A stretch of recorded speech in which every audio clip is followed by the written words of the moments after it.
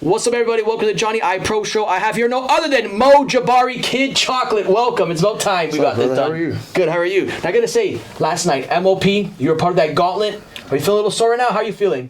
I do feel a little sore. I feel a lot of, I'm pretty sore as it is, but when you're in there with the best in the world, there's no other way. Exactly. I had a great time. That's what Scott D'Amore is doing for this country, and what Scott D'Amore is doing for guys like me is, I'm nothing but, grateful, and I'm forever grateful to him, and a lot of guys like me will be, because he's going to do something for Canada. He's going to do something for guys like us, and next thing you know, the world's going to know exactly what Canada has, and what Canada has always had, the best wrestlers in the world. Exactly, and I gotta say now, your whole fan base there, I seen a whole front row there with Mo Jabari shirts in effect. The crowd were screaming like, Mo, Mo, Mo. How's that feel for you to be like at the Garden itself, like the mecca of wrestling in Canada, like just in hearing your name, the chants? Man, it feels great. It feels great, and I'm like I said, I'm grateful to those people. I'm grateful to those fans, and especially a lot of them are people that I've built relationships with, I've become friends with just through the years of coming to Toronto and wrestling here. But from being from Calgary, and like a lot of the guys on that gauntlet last night were from here. They're from Ontario. They're hometown guys. I'm not a hometown guy, so for me to come out and get some love from the fans in Toronto and the fans in Ontario, to me, it means a lot. It means a lot. It shows that all my hard work in Canada has been, it's paying off in a lot of ways. You have a crazy story as I was looking into you and stuff, like how you came to Canada. Would you want to speak on that? Yes, actually, I've been thinking about this. It's funny. I've been thinking about this in a way because for a little while I have this thing. For example, like today, I'll go to the airport. I'll go to Pearson Airport, and I'm gonna sit there for a while. And Pearson Airport is the first airport I came into Canada, right? I remember, like it was yesterday, I remember the first things I seen, the first couple of things that caught my eye that was like, wow, I've never seen this before. So to go through that airport a lot, and to be like, man, like 20 years ago, I came through here, and granted, we came through here, moved to Kitchener, Ontario, but Pearson Airport has a lot, to do with my experience in Canada, has a lot to do with my journey out here, and it's really, really cool for me to come from Calgary, land in Pearson Airport, and then go to the Maple Leaf Garden and do what I did last night, and hopefully be a part of history, Exactly. It just has all that history to it, especially like so many greats from like your favorite Brett, Andre the Giant, and the list goes on. Flair. It's just a very historic event as well last night. Oh, dude! Like you said, in Canadian wrestling, it's up there. It's the Mecca. Yeah. And then you got guys like Bret Hart that went through, Piper that went through, Leo Burke. You can name them, and then you can go to the international guys, the Harley Races, Ric Flair. You can go. We can sit here and name them all day, but for a new generation of Canadian talent and to be led by our leader Scott D'Amore is something that will not be matched, and what we did last night is forever. Exactly. Going to be untouchable. What got you into wrestling?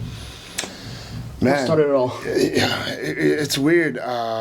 There's my mom. My mom watched a little bit of wrestling, and she had, a couple of names she would always throw, and I never really understood.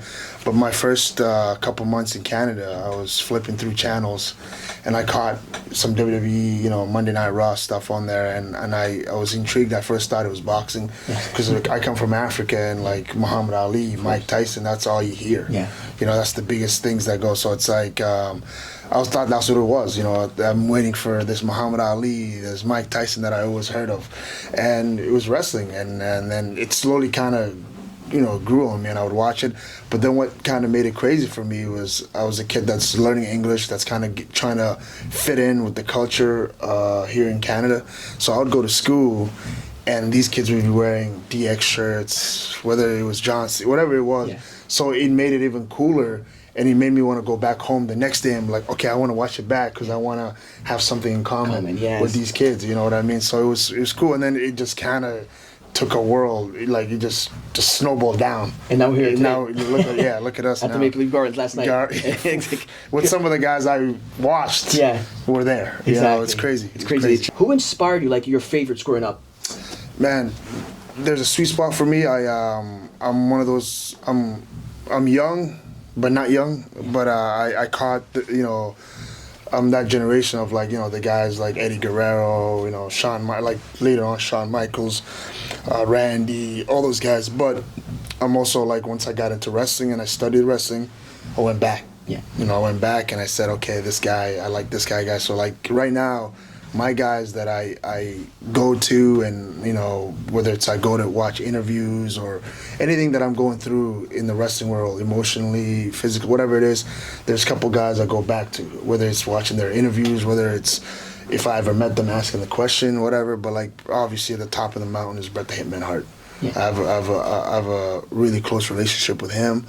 And then, Randy Orton's another guy that I'm, just because he's that, that's my era of guys I caught and watched. And there's a few guys. There's another guy, Tyson Kidd, that have like similarities in lifestyles of like how we kind of grew up. Like, granted, two different worlds, but similar things. So there's a lot of guys like that I go to and be like, how would they do this? Yeah. How do they do this? And try to follow that. And that's the best way I can do it. You mentioned Bret Hart right there, the relationship you have with him. How did it all come about with the relationship with the Harts? Oh man, I'm sure I could sit here and tell you this long story. But essentially, it was just it was a friendship that was built through some family, friends, or relatives of Bret, and again, was really good friends with TJ, Tyson Kidd, and things like that. So there was a lot of little things that kind of added up together to get to where Bret was. But like I became really good friends with Bret's youngest son, Blade. Granted, I'm friends with all the kids and all the nephews and all the nieces, all that stuff. But Blade and I really took a great liking to each other. Would hang out, whatever. So from there, obviously, I would be at Bret's house all the time. Granted, where it's kind of funny because my culture, the African culture, and a lot of the foreign cultures, European culture and stuff like that, you're taught to be respectful when you go to friends' houses, to make sure, you say hi to the parents, you take whatever the respect, culture is. Yeah. So I would always go to Bret's house with that, attitude and with that, respect, where I would say, hey, sir, and I'd go mind my business with Blade and stuff like that. And then through the years, when he found out that I was kind of getting into wrestling and was sort of kind of wrestling, I think what Blade told me was that he wasn't really happy that I didn't come up to him early enough and was like, hey, can you give me some advice, or how should I do it and whatnot. And then I kind of went back and explained that to him. I was like, hey, it's not that I didn't want to. Yeah. Of course, I would love to. Hell, I would sit here all day and talk to you, but it was just the respect and the cultural thingy, and I didn't want to come to your house just for that. Yeah, to pretend like I was hanging with your kid. But essentially, it was through the years we built a really, really good friendship, and now me and him, we talk as much as anybody else talks with a family member. Friends, we see each other, we go meet up with each other at the bar on Thursdays.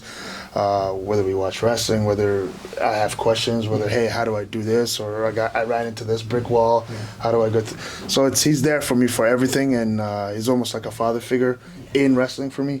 So I can't say nothing. I have all the best to say about Bret Hart, and like he's one of one. Exactly. I was gonna say even what he means to you, but you can hear it there what he means to you there. What advice has he given you that just you keep on to this day? There's so many. There's so many, but I've learned just I've been wrestling for 8 years now. I've learned through the years different people and how they treat wrestling, and then how he treats it. And the most valuable lesson that I take from him is respecting this game or this profession.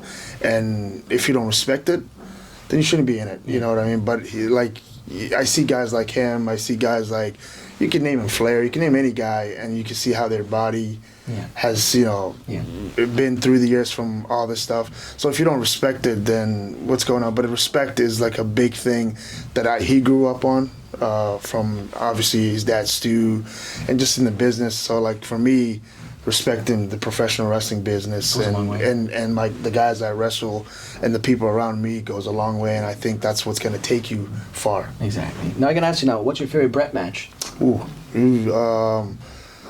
I always have this one, but I can shovel them. But I don't know why I love it, but Bret Hart for Stone Cold Steve Austin, Survivor Series '96. Okay. You know, it's like a beautiful little story where like Bret just came back from knee surgery. You know, Stone Cold is coming up, and I remember Bret. It was MSG. You know, you know what I mean. And you know, Bret did a little interview in the back right before he came out, and he pretty much said, "I'm not the best in the world. This guy is." Like Stone Cold, yeah. Stone Cold is. So I'm going in there. You know, Rusty was at home, came from knee surgery, against the best in the world. Yeah. So like you're like, whoa. Bret Hart's the best in the world, but now he's saying. And then he goes in there and they have this beautiful match, and Stone Cold takes him to deep waters. You know what I mean? But Bret escapes, and now you're like, oh, Bret's the best in the world. Like storytelling. He just beat the best in the world. You know what I mean? So that match to me is beautiful. But then again, I can go all day. Yeah, about exactly. other Right. matches. Yeah, exactly. Right. Now, I gotta say now, you bumped into obviously yesterday Lance Storm. Yeah. Wow. Your trainer growing up. Yep. Let's talk about that right there. Man, Lance is the man. Lance is awesome. I love running into Lance. Again, Lance is a private guy. He's very quiet, very to himself. Family man, so it's not like you run into him a lot. Yeah. You know what I mean? So anytime I see Lance, I'm always trying to be around him and play around with him. But I learned so much from Lance. Storm Wrestling Academy to me was the greatest foundation anywhere in the world. Like I'm a brick, just like this brick, brick house. It's like nothing's gonna break me. But he taught me well, you know, the fundamentals of wrestling. Again, something like I just spoke about Bret teaching me respect. He also was another guy that echoed it, you know, respect. You know, Lance is one of one as well. He's a great guy, and he's a guy also who's there for me. If I ever do need help with anything, I can shoot him a message. He can meet up with me. But he's another guy that he's like a dad to his Storm kids. Yeah. You know what I mean? Great guy. The Calgary scene for wrestling. How is it right now? It's a lot better than it has been in the past. You know, there's quite a lot of guys now that are trying. You know, Canada's doing great in general. So a lot of guys are coming out. Guys like me, guys like Harlan Abbott, Raj Singh, you know, Chris Knight. I can name. There's a bunch of guys. Yeah. If I'm missing a name, don't worry, it's not that. But there's a lot of guys that are trying to take the idea of other cities in Canada claiming they're the best, right? So we're kind of like in the front line of like, no, we're the best, and we can. Let's get this figured out, and it's doing great. It's, you know, Western Canada is doing great, but Calgary's back, Calgary's strong. And people should look forward to what Calgary has to offer in the next little while. Exactly. Now, we're saying before we even start too, like for certain promotions, what are the promotions right now that just stand out for you, like so effing good? Just in general? Yeah. Oh man, again, Canadian boy. There's Canada again. It's doing great. For example, Maple Leaf Wrestling. At the pinnacle, but you got promotions like Dungeon Wrestling. Yeah. You got promotions like Winnipeg Pro Wrestling over there in Winnipeg. Those guys are doing tremendous job. You got Top Talent at both Edmonton and Calgary, and even like those guys are doing great. Even promotion, I don't want to call them small, but they do all the small towns, and essentially it's a perfect place for guys to learn. And it's called RCW, Real Canadian Wrestling, over there in Calgary, Edmonton, and that area. And the promoter, Steve, I don't even know how to pronounce his last name, but Steve. We call him Squig. He's a tremendous dude, man. The opportunity he gets to give to these guys that are coming up. Like when I started, not that it was long ago, I was wrestling like twice a month. These kids now, including myself, when I have the time, you can wrestle 10, 11, 12 times a month, right? So imagine getting that many reps with guys, you know what I mean? So RCW, I would always give them a shout out. They're great, man. The nickname, Kid Chocolate. How did it come out? Man, Raj Singh, TNA's Raj Singh, that's the man. But when I first... when I wanted to become a wrestler, I always bugged my mom about it. But one day I went to this little festival that had a wrestling show or ring set where they were doing multiple matches. I snuck my way in there because it was a plus 18 festival. I found my way there. But there was no matches, but all the wrestlers were just hanging around it, and I happened to run into this guy named Chris Knight and Raj, and we were talking. I'm like, I want to become a wrestler, and of course I was a kid. Yeah. Raj was like, yeah, man, when you become a wrestler, your name should be Kid Chocolate. You get it? I'm like, yeah. And then it was always like, it was funny because when I tell people, excuse me, I want to become a wrestler, as the years went on, they're like, yeah, what would like your wrestling name be? And I'm like, Kid Chocolate. Kid Chocolate. And it just stuck with me, and I went, and it's funny, same thing. When I did my first match, they asked me like, what would your name be? And I was like, Mo, Jabari, and they're like, that's it. I'm like, Kid Chocolate. Kid Chocolate. So it's like, it worked out, and it took me a lot of places. The first championship was at PWA. PWA. Ladder match. Let's talk about that iconic match right there. Wow. Make you first ever championship. First time ever. PWA doesn't run around Alberta anymore. They were a great promotion as well, run by a guy named Kurt Sorokin. A lot of guys came through that, if you could think of all the guys like Tyson Kidd. I mean, granted, they came from the Stampede, last era of Stampede, but they sort of did that too. But, when I came in, I tried hard to get better. I would always ask to wrestle the best guys and stuff like that. And Kurt Sorokin's son, Cody Sorokin, was the champion, the Commonwealth champion. We had some battles. First ever ladder match, I was terrified. First ever ladder match? It was first ever for me. First ever, I didn't know what to do. I was like, I'm going to die, all this stuff. But we went out there and had a great match. I beat him for the belt, my first reign. And then we had a nice little summer feud, but Commonwealth, first belt ever for me. Well, you ran it back with Kenneth here. Says you became a two-time champion. Which was more special? Obviously, the first one. First one. Yeah, so first 100%. One, I carried it everywhere, even though it wasn't a great belt. It was just, to me, it's like my belt. Still your baby. I didn't go to Walmart and buy it. It's like I want it, But it was. We had a beautiful summer-long feud, where he took the belt back from me, and I fought to get it back. And first one was good. It was great. But to be two-time champion was awesome. Yeah. HIW Canada Tag Team Champions as well. Let's talk about that right there. Go back to the archives. Man, another great title run for me. Leaving PWA was the only promotion I was wrestling, and then I tried. That was the first time I expanded. I went to Regina, Saskatoon, that area. HIW was from there, and right away they put me in a tag match or a tag team with my good friend Phil Dudley. Yeah. Deadly. I always say Deadly, but he hates it. But he was a tremendous dude, very nice guy. Still works for HIW out there. Yeah, we went right into it. We beat the tag champions right into it. They called us, what was it? They had this. It wasn't an official name, but it was like Death by Chocolate. Death by Chocolate. Okay, it was Death by Chocolate. It was hilarious. But then there were somehow in Saskatoon, they used to have ice cream named Death by Chocolate. So people would be like, "Is this your merch?" We're like, "No." We'll go buy all that Death by Chocolate and sell it to you guys. RCW here says North American champion versus Moore. I believe is Moore. Sean Moore. Let's talk about that. Sean Moore. Wow. Some battles with Sean Moore, one of the best. One of the best in Canada. And that belt is also a belt that RCW was trying to kind of recreate of the Stampede era. So they were trying to have some sort of Stampede style wrestling, which both Sean and I were really good at in that way. But we went into it. Sean and I had some of the best matches. We had an Ironman match, 30-minute match as well. But it was a great run for me. I remember when I won the belt. It was Christmas was coming up, and I went to Brett's house and took the belt with the belt, and took a picture, and it was super cool. But yeah, it was a great run for me. And like I said, RCW was what I just spoke about. Great opportunity for young guys. Exactly. Then you made your way to AEW Dark.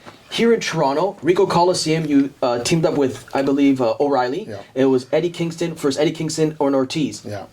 Rico Coliseum. Gets iconic as that right there. Look! I gotta say, praise off to your flowers, the gardens, Rico. The list goes on and on and on. It's like, okay. And so was that for Scotiabank for you as well? Did you ever do Scotiabank Arena? I wrestled in it, but never dark. I did like one of the dark. But doesn't matter. Yeah, but I've Check, been in there. Yeah, check. Exactly. Mo Jabari, here we go. Exactly. You know, man, it's you'll laugh when I say this, but first of all, AEW's debut in Canada. Yeah. First time. You're right. Yeah. First time. Yeah. Line was crazy. Yeah. Oh, beautiful. Went in there and had a match with Ortiz and Kingston. First of all, for me, I'm one of those people that have a goal, a checklist of things in wrestling, and up until that point, I kind of accomplished a lot of the little things in my neighborhood or my territory. Neck of the woods, yeah. So for me, getting that opportunity was such a confidence boost.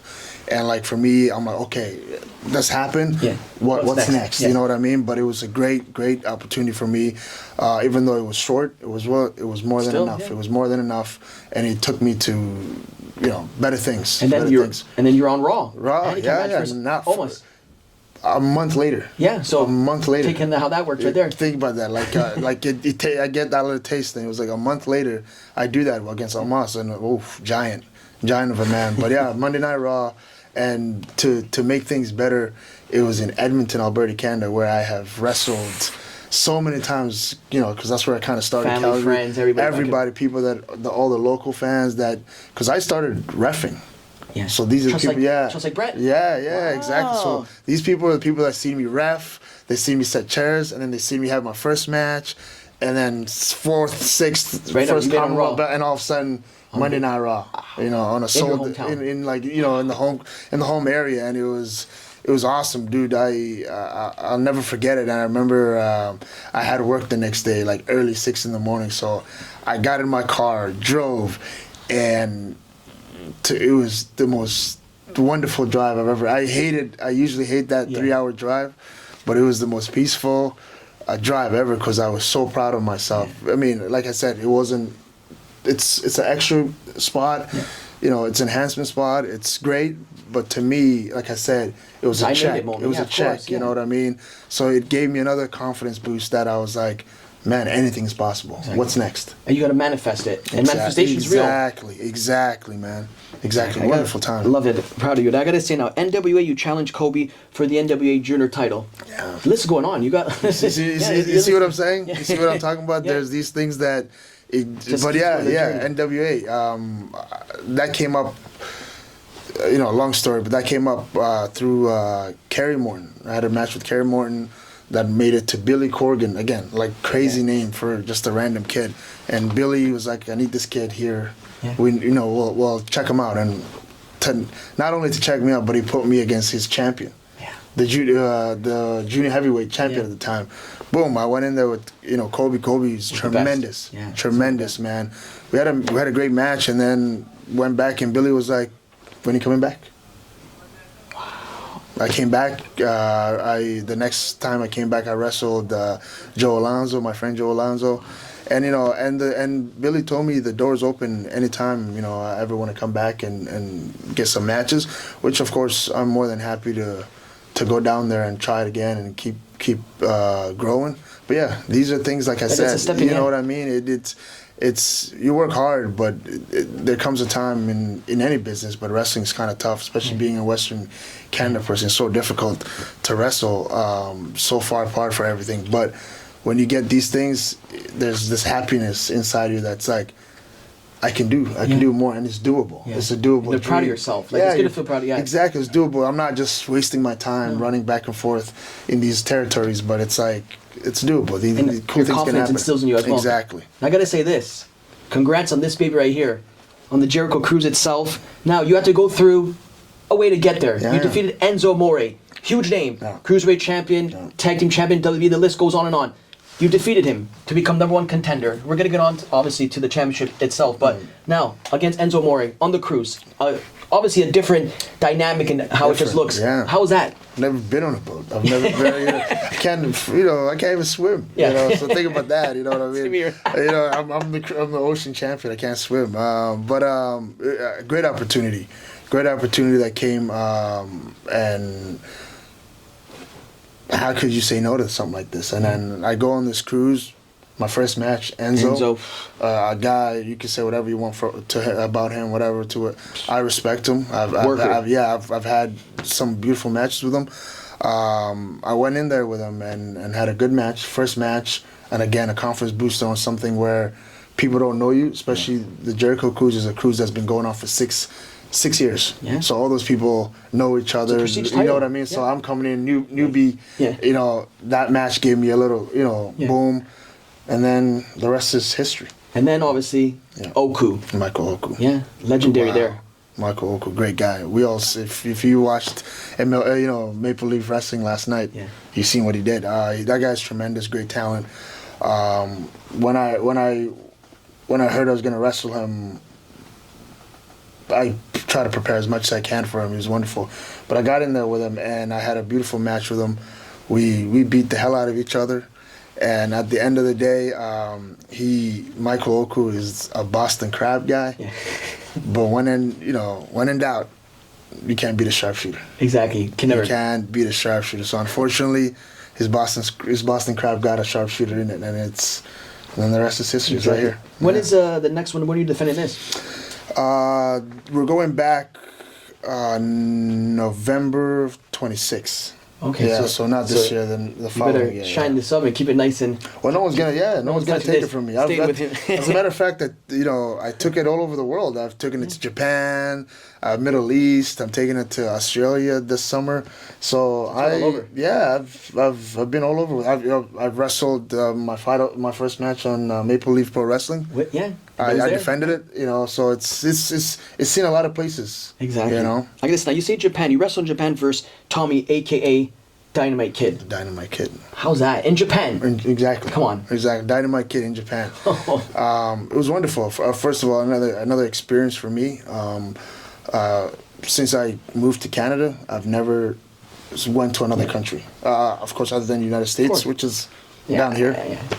But to fly to Japan and to be there for a month and see a different culture, see a beautiful culture, and then also go do something that I love at probably one of the greatest countries for professional wrestling ever, and wrestle a guy that I respect and train with and have wrestled many battles in front of the Japanese crowd and show them exactly how Stampede Wrestling did it, how Bret Hart did it, how Dynamite Kid did it. It could have done better. It couldn't have been better. Now you've been to Japan, Middle Eastern, you've been all over the world, and so that's why I give you flowers. As a Canadian, thank you for being one of the best, perhaps young talent even coming up. Like you stilled yourself as one of the best, and you have behind Bret the Hitman Hart, you have so many, and they'll speak for you highly, and obviously your work shows for itself, where you've been, and right here as well. Now I gotta say now, you've been Middle Eastern, you've been Japan.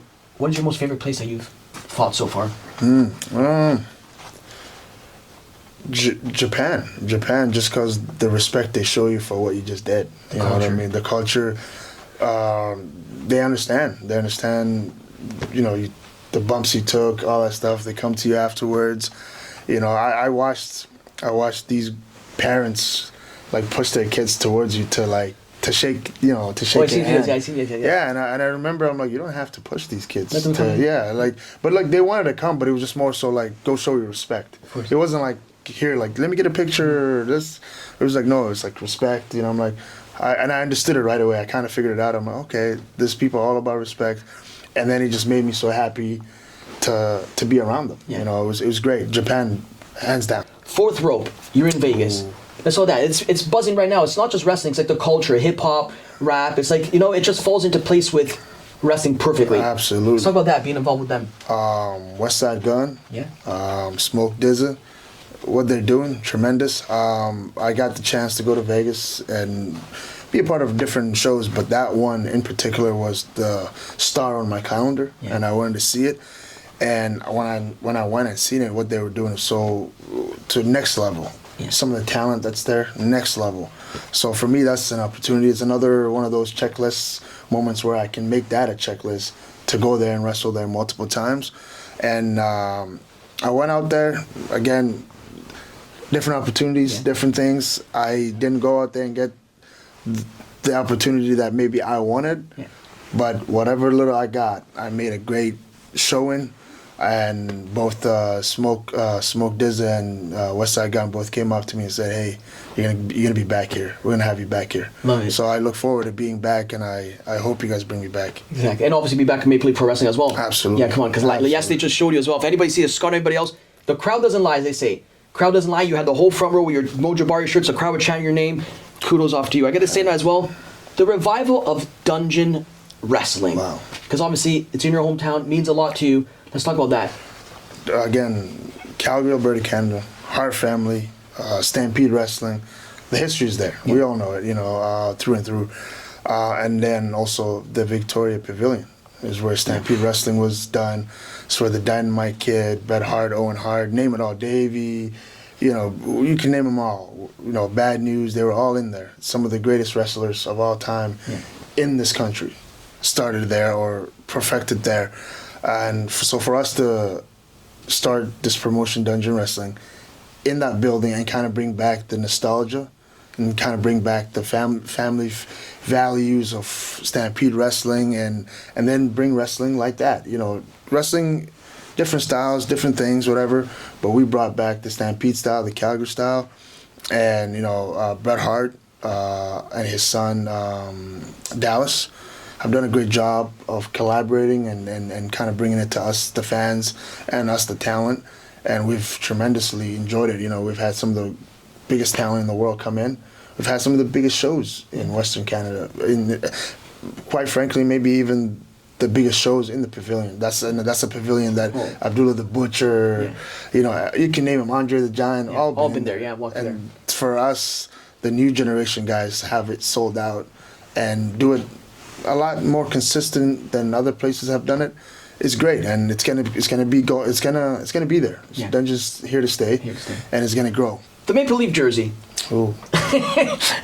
No, I actually grew up, you won't believe this, I actually loved Joe McGill growing up, Kippersoft. I actually grew up as a Flames fan. Yeah. But now I see you with the Leaf jersey. I believe today's game 4, I believe. Yeah, I believe so. Is it tomorrow or today? Well, one of the other. So this is where I gotta hear this. This is where behind the scene and honesty's a thing. I am a Canadian boy. Do I watch hockey? With my friends, maybe. Same here. but I don't know anything about hockey. This is shout out my dog Blade Hart. He knew I was going to Toronto. He knew I maybe might need a jersey to wear to Maple Leaf. Times are hot. So he hooked me up, and then I decided, you know what, I'm gonna be out here. I'm gonna wear it. Toronto is love. I'm not dissing. I have no problem. It's just for fashion. Don't ask me players. Don't ask me nothing. We cool. I think you recalled to me and you told me you're a Habs fan, Montreal fan. No, I'm kidding. kidding. I wouldn't even know how to spell it. Maybe I'll stick with the Flames though, just because I live in Calgary. I'm a Calgary boy. Exactly, I love it. I guess as we're running down now, questions that the fans always love to hear. Dream match for Mo Jabari versus whoever may be. Ooh, damn. Past and present. I know past is obviously. Wow. Yeah. Yeah, get off the bat. The Hitman for sure. So past is the Hitman. The Hitman for sure. If he could probably tangle with me now, I'd beat him though. So that's why he doesn't do it. But present, man. You know what? Mike Bailey. Oh man, I watched the match last night and it was. People speak highly of him, but it shows though. Wonderful talent, dude. Great guy. Mike Bailey would be one, and if I can get a second one in there, Chris Jericho. Wow. Chris Jericho. Perhaps imagine defending that. Yeah.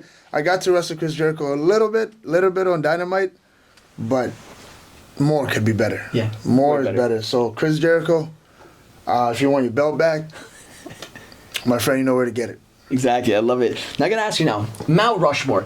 But since I like switch it up a little bit, obviously when Brett was on my show before live with the audience, he did 5. It's because of Brett. It's 5. Usually it's 4, but it's Canadian edition. 5. Let's get the Canadian edition. Oh, I gotta give you Canadian. Let's do Canadian instead. Ooh, that's cool. We could do both. Let's do both. Let's do the original one first. Does it have to be in order? No, you do what Mo Jabari wants. So, Bret Hart. For sure. Piper. Yep. Jericho. Christian. Wow. I'm at 4. This is gonna be Would you add Edge in there? That was my favorite. That's right. Yeah, no, Edge. You know what? I'll give Christian an Edge in one. Yeah, there you go, Edge. I'll put him in one. I'll put him in one. And you know what? Because he trained me and he's great. Lance Storm. Wow. Put him in there. That's a good Put him one. in there. Now we're gonna go to the just flat out. That's it. But also five. I'll put Lance and Tyson Kidd. There you go. Okay. So I'll put the last two. Yeah, there you go. You get me. You get me. You understand me. And then the regular one, Bret Hart, Shawn Michaels, Steve Austin. That's good. Rey Mysterio. Rey Mysterio and Mysterio, yeah. Nick Bockwinkel for me. Wow. I always have a hard time with the. I gotta slow it down, but Nick Bockwinkel. There we go. Rey Mysterio was Bret Hart that said Rey Mysterio was his greatest of all time when I last talked to him. Pound for pound. Just look at this. He's like LeBron James. Exactly, and he also stated as well too. He even said Shawn Michaels too. Yeah. Brett's a real dude, man. He'll tell you what he loves. Exactly. Yeah, he'll tell you what he loves. I gotta say now, as we're winding down, when it's all said and done, what do you want the fans to remember Mo Jabari as? Well, a dreamer. You know, I'm a kid from nowhere. I come from a refugee camp in Kenya. You know, I came to Canada, and I tried to dream big. You know, I'm still trying to dream big. So if there's anything that people ever understand about me and want to look back and say he did this, is that I came from nowhere and I'm gonna go somewhere, right? And it doesn't matter where you come from. It doesn't matter who your family is. It doesn't matter whatever. You just got to go do the work and go do it. And any dream is doable. And I'm gonna prove it. You know, one day, whether it's now, tomorrow, whatever. I'm gonna get my dreams accomplished, and I hope everyone can look at me as a motivation, as a hero, and someone that can be like, he did it. We can do it. Exactly. Yeah. I can ask you now, off the top here, is what has wrestling taught you? Oh, probably hard work pays off. Probably that's one thing that I've noticed. You know, like I said, I'm not young, but I'm not old. I'm in that sweet spot. I'm 29, but my whole life I've been good at sports and things like that. But there's never been a specific thing that I really, really, really chased and worked hard on. So I never really understood what the hard work thing was. Wrestling, I actually put effort and have tried really, really hard at. And any little thing I get out of it, and I'm like, that's because of my hard work. So that's I'm stick with that. Exactly. Hard work. Now, I gotta say now, if a youngin comes up to you and they look at you like for inspiration, like, I want to become a wrestler, what are your words to the next generation? It's doable. It's doable. Go do it. If that's what you want to do, your passion, yeah. Go do it. Exactly. You know, there's ways of doing it, but go do it. Exactly. Now, the last question now, before that, I gotta thank you as well. Come on the show. Brother. An honor. We'll do it again for sure. Yeah. Now, message to your fans as we sign off for supporting you for all these years. Thank you. Thank you. I'm grateful. We're just getting started. Exactly. Just We're getting started. Exactly. Mo Jabari, Kid Chocolate in studio, right here. All his stats don't lie. Everything that he's been doing. Congrats on your success. Hell yeah. And more blessings. Hell yeah. And we're out. Man.